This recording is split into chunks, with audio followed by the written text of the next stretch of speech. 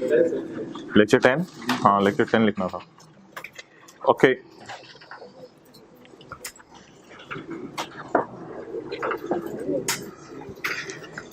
ये पॉइंट 3 और 4 भी आपको समझ नहीं आएगा, इसको हम बाद में करेंगे इनकम फ्रॉम बिजनेस के चैप्टर के साथ। Okay now come on point number 2। Point number 2 में हमने पढ़ा था कि अगर कोई बैड डेट रिकवरी हो जाए, भाई ये रो में जरा जगह छोड़ देना, सेकंड लास्ट रो में जल्दी कराएं जरा, जल्दी जल्दी जल्दी। अगर और उधर और उधर और उधर और अगर बैड डेट रिकवरी हो जाए तो जब ये रिकवर होगा तब इनकम में चला जाएगा। ओके और बैड डेट माइनस करने की शराइत पड़ी थी कि हमने उसको निकाल दिया हो, नंबर 1, या निकालने की कोशिश की हो, वो निकल ना रहा हो और हमारी और किसी प्रॉपर्टी का भी उसके पास कब्जा ना हो, और हमने उसके खिलाफ कोर्ट के अंदर केस शुरू कर दिया हो, या पता हो कि केस करने का कोई फायदा नहीं, और अनपेड रेंट पास में इनकम में जा चुका हो। ये बैड डेट माइनस करने की शराइत थी। बाकी 2 अजीब से पॉइंट थे। पॉइंट ए अजीब सा था कि रिपेयर 1/5 माइनस करेंगे, पूरी माइनस नहीं करेंगे, और एक पॉइंट था एच अजीब सा जिसमें ये लिखा हुआ था कि एक्चुअल और 4% which ever is lower minus किया जाएगा। अच्छा जी, पॉइंट 5 आसान सा पॉइंट है। क्या मतलब है इसका? Any expenditure allowed as a deduction, जल्दी आए, any expenditure allowed as a under this head shall not be allowed under any other head. जो एक्सपेंडिचर जो एक्सपेंडिचर किसी और, इधर फर्स्ट रो में आ जाए, जो एक्सपेंडिचर किसी और हेड में माइनस हो गया दोबारा इस हेड में माइनस नहीं होगा, जो इस हेड में माइनस हो गया वो और किसी हेड में माइनस नहीं होगा। ऑब्वियस सी बात है। Any expenditure allowed as reduction under this head. अभी उधर बैठो भाई, बात हो रही है, सबको डिस्टर्ब ना कर, हो जाए उधर थोड़ा सा। Any expenditure allowed as reduction under, भाई टाइम पे आया करो, under this head shall not be allowed under any other head. अच्छा, आपने बिल्डिंग की इंश्योरेंस प्रॉपर्टी के चैप्टर में माइनस कर ली, कल जो एग्जांपल दी थी, बिल्डिंग की इंश्योरेंस प्रॉपर्टी के चैप्टर में माइनस कर ली। क्या आप किसी और चैप्टर में जाके भी ये वाली बिल्डिंग की इंश्योरेंस माइनस, फर्स्ट रो में आ जाए, क्या आप किसी और चैप्टर में जाके भी ये वाली बिल्डिंग की इंश्योरेंस माइनस कर सकते हैं? क्यों नहीं कर सकते? क्योंकि ये प्रॉपर्टी के चैप्टर में माइनस हो गई है। तो बार बार इसको आपने बोलना है, जो खर्चा प्रॉपर्टी के चैप्टर में माइनस कर लिया वो किसी और हेड में जाके दोबारा माइनस ऑब्वियसली नहीं हो सकता, इसमें तो कोई दूसरी राय नहीं। तो इसको हम लिख सकते हैं BBB, बड़ी बात बताई। Okay, any expenditure allowed as deduction, time पे आएगा नहीं टाइम भाई, कल से 7:15 में बंद कर दो, और क्या हाल है? Any expenditure allowed as deduction under this head shall not be allowed as deduction under, ये थर्ड रो में जगह बनाते हैं। Any expenditure allowed as reduction under this head, कोई भी खर्चा जो इस हेड में माइनस होगा shall not be allowed under. आगे जी पॉइंट 6। अच्छा, ये पॉइंट 6 थोड़ी तफसीली बात है, ये जरा आपने समझनी है। जब हम जाएंगे ना बिजनेस के चैप्टर में तो एक दफा मैं बात करूंगा, जरा तफसील से समझनी है। जब हम बिजनेस के चैप्टर में जाएंगे तो बिजनेस के चैप्टर में एक सेक्शन होगा जिसका नाम होगा, क्या नाम होगा जी? डिडक्शंस। क्या मतलब है उर्दू में इसका? खर्चा माइनस कर सकते हैं या नहीं कर सकते हैं। तो बिजनेस के चैप्टर में एक सेक्शन होगा जिसका नाम होगा खर्चे माइनस। तो ये जो चैप्टर है खर्चे माइनस नहीं कर सकते, ये सेक्शन किस चैप्टर में है? सिर्फ बोले बोले बोले, ये सिर्फ किस चैप्टर में है? Section income from business. इसमें लिस्ट दी गई है क्या, किस चीज की? कि खर्चे माइनस नहीं कर सकते। अच्छा, अब मिसाल के तौर पे वालिद साहब हैं, वालिद साहब बड़े बेटे को बुला के कह दें कि बेटा तुमने घर जल्दी आया करना है, तुमने नाश्ता भी टाइम के ऊपर किया करना है, और तुमने सो भी जल्दी जाया करना है। ये 3 बातें मैंने तुम्हें बता दी हैं। अब ये 3 बातें जो हैं बाकी बच्चों को बताना तुम्हारी जिम्मेदारी है। अपने भाई को भी बता दो, अपनी बहनों को भी बता दो, ये बाकियों को बताना तुम्हारी जिम्मेदारी है। एक के लिए मैंने रूल बना दिया, सब पे वही लगेगा। इसी तरह जरा बात अब गौर से सुननी है, बिजनेस के चैप्टर ने बता दिया कौन से खर्चे माइनस नहीं हो सकते। अब ये इतनी लंबी डिटेल है कि ये तो 4-5 सफ़ों पे है बिजनेस के चैप्टर में, ये तो बात खत्म ही नहीं होती, शुरू हो जाती है बिजनेस के चैप्टर में तो खत्म ही नहीं होती। मिसाल के तौर पे चलते चलते चलते एक जगह ये आता है, आपको हुकूमत को फाइन वगैरह पे कर रहे हैं, तो लॉ मेकर कहता है ये भी खर्चा बिजनेस का हम माइनस नहीं करने देंगे। तो बिजनेसमैन को कोई 4-5 सफ़ों पे देखें हम पढ़ेंगे, बताया गया है कि कौन कौन से खर्चे ये माइनस बिजनेसमैन। अब बिजनेसमैन जब ये वाले खर्चे माइनस नहीं कर सकता तो इस बात का मतलब ये है कि मोहतरम जो बाकी हेड्स हैं जिनमें बाकी चैप्टर्स के अंदर वहां भी इतनी लंबी लिस्ट अवेलेबल होनी चाहिए थी, क्योंकि यकीनन इन खर्चों में कोई ना कोई मसला है। तो लॉ मेकर क्या कह रहे हैं, इनको माइनस नहीं किया जा सकता। लेकिन उसने बड़ी आसानी की, उसने बिजनेस के चैप्टर में एक लिस्ट बना के दे दी कि ये खर्चे बिजनेस के चैप्टर में माइनस नहीं होंगे, और बाकी चैप्टर्स में उसने डिडक्शंस वाले सेक्शन में डिडक्शन नॉट अलाउड डाल दी। डिडक्शन वाले सेक्शन में डिडक्शन कि ये खर्चे हैं, इन द एंड छोटा सा जाके ना उसने नॉट अलाउड की भी बात कर दी। ऊपर तो अलाउड पढ़ रहे थे हम कल के, इंश्योरेंस भी माइनस कर लो, रिपेयर भी माइनस कर लो, इंटरेस्ट भी माइनस कर लो, पता नहीं क्या क्या माइनस कर लो। तो कल तो हम अलाउड की लिस्ट पढ़ रहे थे, चलते चलते एंड में उसने नॉट अलाउड की लिस्ट दी या बिजनेस के चैप्टर का रेफरेंस दे दिया, बिजनेस के चैप्टर का रेफरेंस दे दिया। और कहने का मकसूद क्या था उसका, जो खर्चे बोले बिजनेस के चैप्टर में एक लिस्ट दे दी है खर्चे माइनस नहीं करने की, वो लिस्ट याद रखना हर चैप्टर पे लगेगी। अगर उस तरह का खर्चा आपने किसी और चैप्टर में भी कर लिया तो माइनस करने की इजाजत नहीं है। पढ़िए जरा, इंग्लिश समझ आ रही है? पॉइंट भाई आप दो बंदों की जगह बना दें इधर, आप दो लोग आगे आ जाएं, इधर भी एक बंदे की जगह बना दें, इधर भी एक की बना दें, हाँ इधर भी उधर हो जाए, बैग नीचे हुक पे लटका लें, नीचे रख लें, भाई टाइम पे आया करें, इधर आ जाए।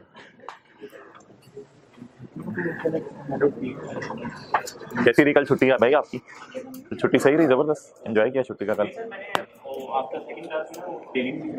अच्छा चलें जी पढ़ें।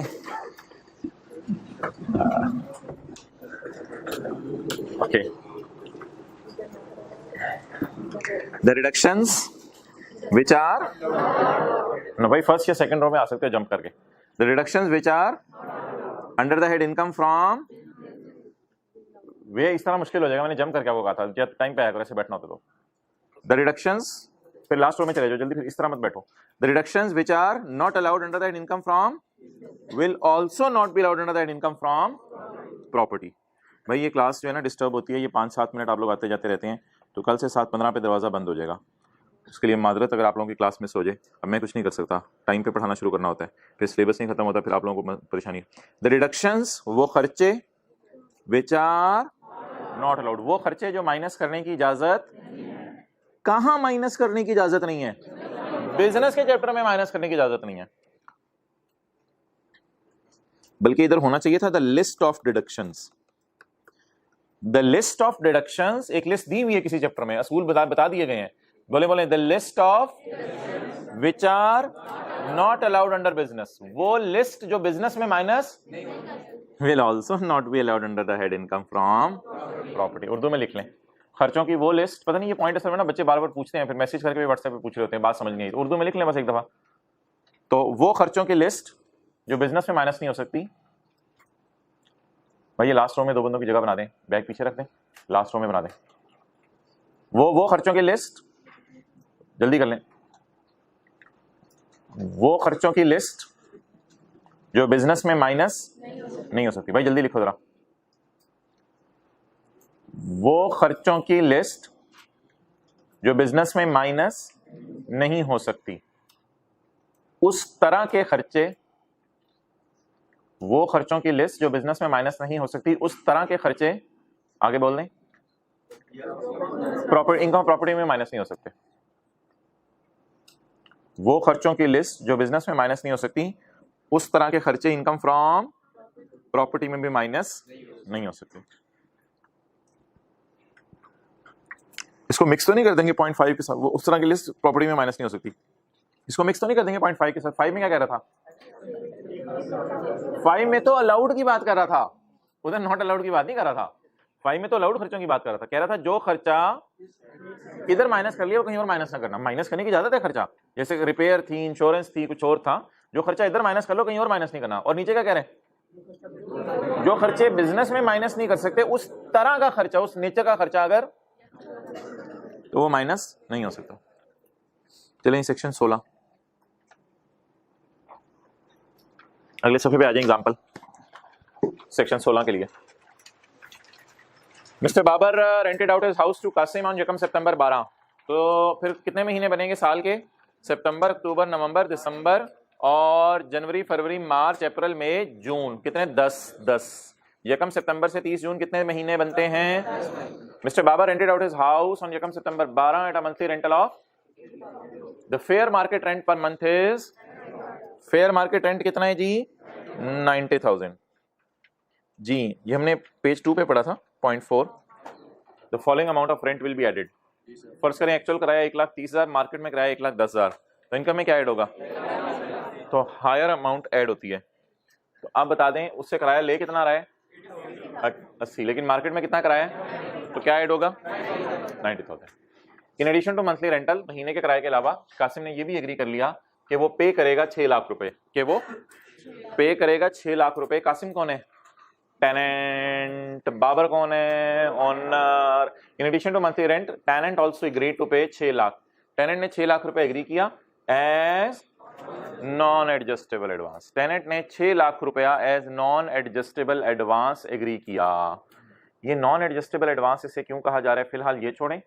एक इसने अमाउंट एग्री की है, ये अमाउंट 6 लाख रुपए आप सिक्योरिटी की तरह समझ लें, ये दी जाएगी और ये उस वक्त वापस कर दी जाएगी जिस वक्त किराएदार वापस जा रहा होगा, तो ये एक तरह की अमानत होगी। In addition to monthly rent, महीने के किराए के अलावा कासिम ने एग्री किया कि वो पे करेगा। ये अमाउंट रेंट से एडजस्ट नहीं हो सकती, ये एडवांस नॉन एडजस्टेबल एडवांस है, ठीक है, नॉन एडजस्टेबल। ऊपर लिख लें अगेंस्ट रेंट, रेंट से एडजस्ट नहीं होगा। Non adjustable against rent, rent से एडजस्ट नहीं होगा। क्या मतलब इस बात का? यानी अगर ये 6 लाख दे दिया है तो चलो खैर है, छोड़ो, महीने का किराया माफ है। नहीं नहीं नहीं नहीं, महीने के किराए को इससे एडजस्ट नहीं करना। यानी आप कह दो चलो यार तुझे 6 लाख दे दिए तो ये 80,000 ना, चंद दिन मेरे से ना ही मांग। आपको 80,000 हर महीने भी देना है किराया, और साथ साथ बोले एक अमाउंट आपने शुरू में ही दे दी है जितनी, वो कितनी अमाउंट है? 6 लाख रुपए। आगे पढ़ने की जरूरत नहीं। तो एक तरह की सिक्योरिटी है जो रखवाई गई है किराएदार की तरफ से, ताकि मालिक के मकान परेशान ना हो कि मेरे घर को मिसयूज करेगा ये। Where the owner of a building receives from tenant, जहां ओनर को टेनेंट से पैसे रिसीव हो, an amount which is not adjustable against, not adjustable against a rent का मतलब बताएं। अगर ये पैसे आपको मिल गए ना मालिक के मकान को, तो मालिक के मकान फिर उसको ये नहीं कहेगा कि अच्छा चलो तुम्हें किराया मैं छोड़ देता हूं, ये पैसे अलग हैं, किराया अलग है। An amount which is not adjustable against rent, it shall be chargeable under the head income from property। ये इनकम प्रॉपर्टी में चली जाएगी अमाउंट। देखने में तो ये अमाउंट वापस कर देनी है ना, सिक्योरिटी है, लेकिन फिर भी लॉ मेकर कह रहे हैं ये कहां चली जाएगी? इनकम फ्रॉम प्रॉपर्टी में। चलें ठीक है, अब मर्जी उसकी।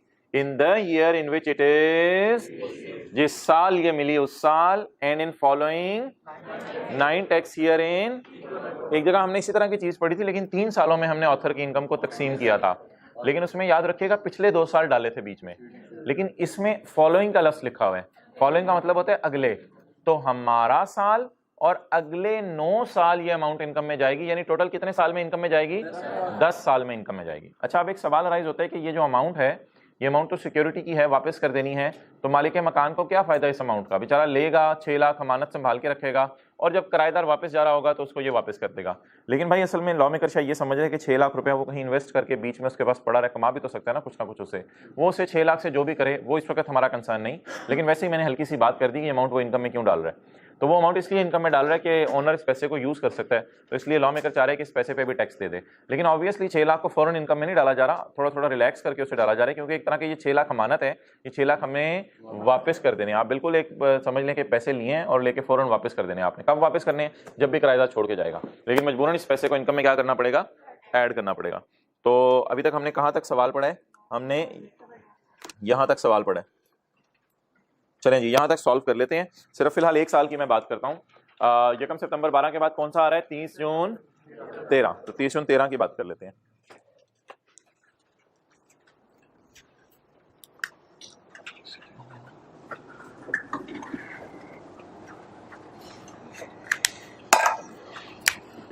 जी, tax year 2013, income from property. जी, रेंट बताएं ना। 80,000 नहीं, 80,000 तो एक्चुअल किराया आ रहा है, मार्केट में किराया कितना है? 90,000। तो कितना हो गया? सितंबर, ये 30 जून 2013 को खत्म होगा साल, और शुरू हुआ होगा यकम जुलाई 12 को। सितंबर अक्टूबर नवंबर दिसंबर 4 महीने और जनवरी से जून 6 महीने। कितने महीने बन गए? 10 महीने। क्या जवाब आ गया जी? 9 लाख। अच्छा जी, नॉन एडजस्टेबल अमाउंट कितनी आई है? 6 लाख को डिवाइड कर दें 10 से तो कितना आ गया? 60,000 रुपया आ गया जी। टोटल बता दें। 9,60,000। और ये तो हो गया ग्रॉस, लेकिन लेस डिडक्शंस, खर्चे माइनस करने की इजाजत है। खर्चा वगैरह सवाल में कोई दिया नहीं हुआ, तो बस रिपेयर अलाउंस नहीं, एक्सपेंस नहीं, अलाउंस, रिपेयर अलाउंस माइनस कर लेंगे। कितना आ गया? कितना? 1,92,000 जी। चलें जी, नोट कर लें। पहले साल का न्यूमेरिकल सॉल्व हो गया। Tax year 2013। ये जो अजीब सी अमाउंट आई थी 6 लाख, इसे कितने सालों में इनकम में डालना है?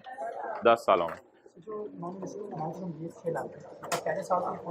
सबर अगले सालों का वेट करो, अगले सालों का वेट।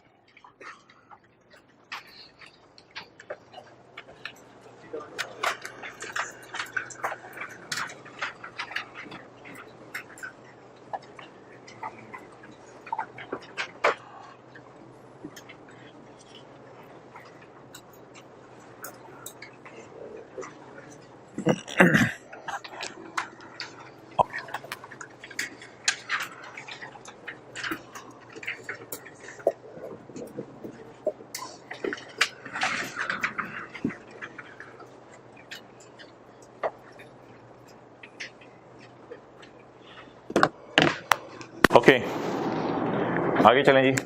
अभी मैं सवाल नहीं आपके सामने पढ़ा, सवाल आपके सामने नहीं पढ़ा। अगले साल भी मैं आपको ज़बानी बता देता हूँ, अगले साल भी यही किराएदार रहा। तो अब हमने क्या करना है? Tax year 2014, income from property जी। किराया बोले महीने का 90,000, लेकिन अगले साल तो फिर पूरा साल रहा होगा ना, क्योंकि अब हमारे साल तो आया था ना पहली दफ़ा किराएदार। जैसे फिक्स एसेट होते थे, पहले खरीदते थे आप, फिर अगले साल पूरा साल ही इस्तेमाल हो जाते थे, तो इसलिए अब तो पूरे साल ही ये किराएदार रहा होगा। 90,000 इंटू 12, 10,80,000। अब क्या ऐड करना है? नॉन एडजस्टेबल अमाउंट कितनी? 6 lakh divided by 10, that is 60,000। बताएं। 11400000 लेस बोले रिपेयर अलाउंस 1140 इंटू 1/5, 228,000। वो तो लॉ ने लिखा हुआ ना, क्यों की वजह तो हम नहीं बता सकते, क्योंकि कोई पूछे ऑथर को 3 से क्यों डिवाइड कर रहे हैं, तो ये तो अब लॉ मेकर ही बता सकता है क्यों उसने ऐसा किया है। वैसे एक बात याद रखिएगा, ये जानना हमारी जिम्मेदारी नहीं है कि लॉ में ये चीज़ क्यों लिखी हुई है। और लकीली और अनलकीली आप जो भी कहें, सीए फाइनल में भी ये आपके सिलेबस में नहीं है। बल्कि मज़े की बात है, कोर्ट्स में भी आप चले जाएं तो वहाँ भी ये आपके स्कोप में नहीं होती चीज़ कि ऐसा लॉ में क्यों लिखा हुआ है। तो क्यों का तो हमें नहीं पता कि उसने 10 से क्यों डिवाइड करने को कहा। बहरहाल उसने कहा है, हमने कर दिया जी। बोले 912,000।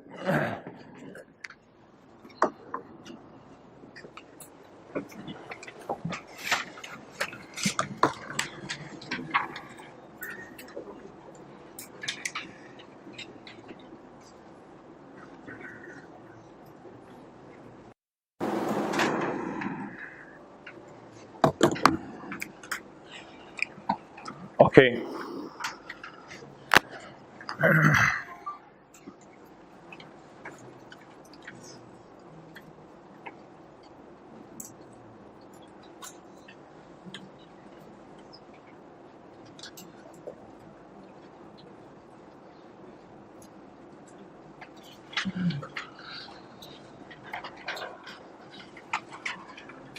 चलो आ जाओ भाई।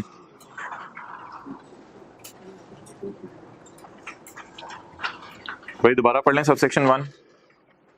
Where the owner of a building received from tenant. Owner Babar है ना।